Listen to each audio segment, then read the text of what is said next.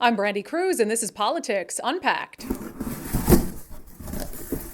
Politics Unpacked is brought to you by our friends at Future 42, making Washington a place where all can prosper. Sign up for their newsletter at future42.org. Let's unpack week 8 of the legislative session. We will not be taking action on 1579, 2114, 2065, and 1932. Some key Democratic priorities failed to advance out of the Senate Ways and Means Committee this week. They include House Bill 2114, which would have instituted rent control, capping rent increases at 7%. Also failing to advance was House Bill 2065, which had to do with juvenile offenders. It would have said that points accrued for offenses committed while a juvenile will not follow someone into adulthood, even if they go on to commit violent crimes. Also failing to move forward was House Bill 1579, which would have strengthened independent prosecutions of police officers, and House Bill 1932, which would have moved all elections to even years only. State Senator Mark Mullet is a Democrat on the Ways and Means Committee. He says he didn't support any of those proposals, which made it difficult for Democrats to move them forward.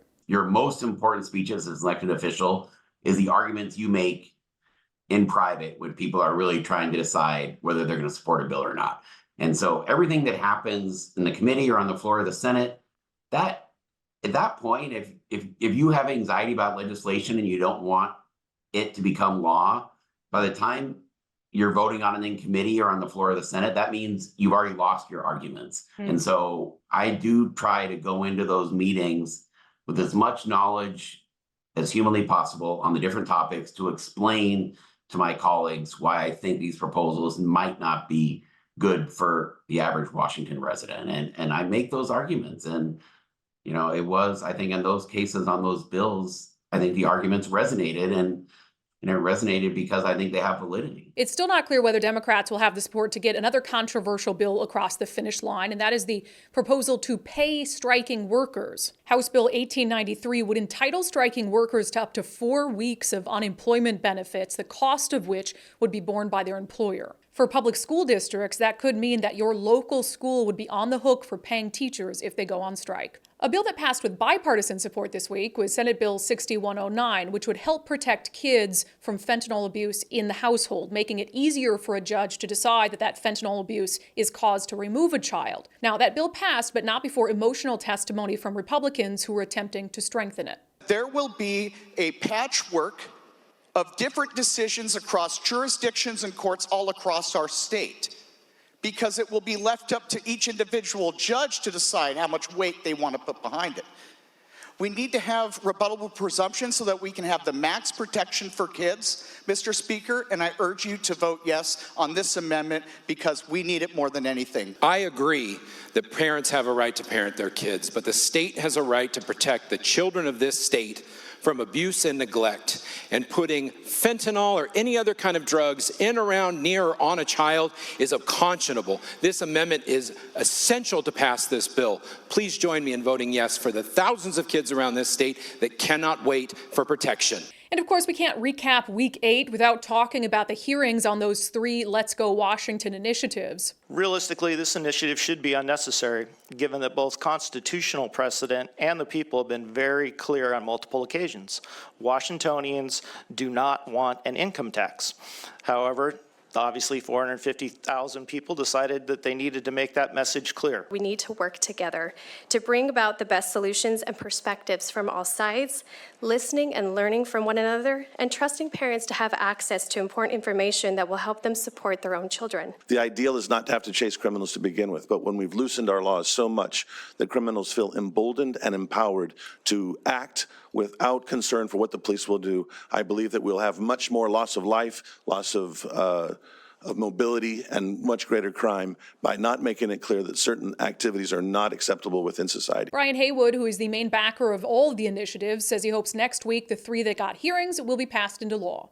The Seattle Times published an op-ed from Democratic leaders saying we're going to sign the parental rights initiative into law. I think that's happening on Monday, or they're going to pass it. It seems pretty likely they're going to do that to all 3. Do you agree? I do. I heard from several people there yesterday that would be in the know, that they think the likelihood of them passing all 3 is very high. What do you believe is the strategy there? Because I can't imagine they enjoy doing it, but they've decided that they must. Why do you think that is? So I think there's a couple of things. Number one is well, you saw the sign in the police pursuit one was 96% for, like 3% against in the people that signed in. Even the income tax was high and the parental notification was very high. And I suspect that they have districts that they were worried about this, a non-red wave year becoming, unfortunately for them, a red wave year kind of risk that they had if they vote against. And these three in particular, I think were so popular that they saw that as a risk. For more on those hearings and what else happened in Olympia this week, let's check in with our friends at the Center Square. Brett Davis, welcome back. Thanks for having me again. I know, we're almost done. I'm still shocked every time. Yeah. So we are going to talk about two critical issues, one having to do with the hearings. We've highlighted what happened during each of the hearings, but in particular with the police pursuit hearing, some Republicans were not happy with the way it was ran. Why? They were not. Well, there was a 1 hour public hearing before let me see if I get these committees right, the Senate Law and Justice Committee and the House Community, Safety, Justice, and Reentry Committee. It was a 1 hour hearing. I wasn't there myself, but intrepid reporter Carlene Johnson was there at the Capitol, and she said and reported in her story that testimony didn't actually begin until about 30 minutes into the meeting or hearing because of staff briefings and Democrats were asking questions. So, and then, they did get some people to speak, but, Chair Monkadinger, after she adjourned the meeting, there were like audible gasps from the audience because people were upset that a lot of people didn't get to testify. Senator Linda Wilson, after the meeting, basically called it a sham. She asked, why did we allow remote testimony from a professor from New York when we had a room full of people, standing room only, who wanted to testify in person? Why weren't they given priority? There were the people that was signed in, not everyone's going to speak. There were 5,300 people who were in favor of the legislation and 177 against. Yeah. And so obviously not everyone was going to have their say, but to, like you said, go bring in on Zoom a professor from New York, well, you've got constituents in the flesh who want to share their thoughts on it. I can see why that might have rubbed people the wrong way. I was surprised that the hearing was only set for 1 hour. I would think something that generated so much interest and people were obviously wanted to have their say would get, maybe 2 hours, but maybe that's just me being too optimistic. Maybe a little too optimistic. All right, one other bill I want to talk about. We've discussed it on Undivided previously, but it sounds like it's now passed in the Senate. House Bill 2118, which some firearms dealers are calling a death sentence for them. Right. I've heard it referred to as the FFL killer, of course, referring to federal firearms license. An amended version of that bill, it passed the Senate, so it'll eventually have to go back to the House to see if they want to concur with those changes. But basically it requires, gun dealers to have annual background checks on their employees, carry $1 million in liability insurance, install steel doors and bars on their buildings, and more stringent requirements in terms of video surveillance. That was kind of the big hang up a lot of people had. Now the amendments that the Senate passed, they changed it from the House version, which would require maintaining, if you can believe this, 730 days of surveillance video. They changed that in the Senate version to 90 days at the point of sale and firearm storage areas and 45 days at other locations.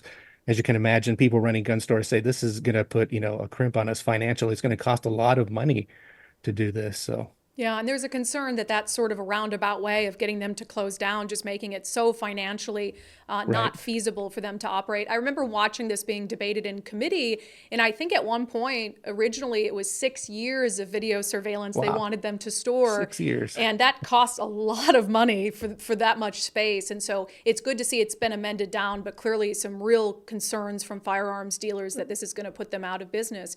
Brett, so we have one more episode of Politics Unpacked next week, and we'll be doing kind of a recap of the big takeaways. So you and I will both look less stressed next week, so I think. Maybe by then they'll actually maybe voted on some of these initiatives. We'll see. Yeah, well, hopefully, because they're about out of time, and they've said that they're going to, at least on parental rights, and so we'll see what happens, and we'll have an update. They like to wait till the last second, don't they?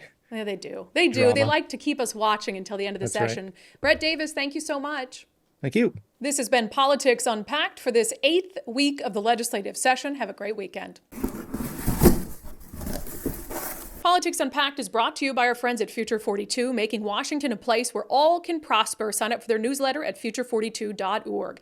To support Undivided and our content like this, you can subscribe for just $5 a month by signing up at undividedpod.com.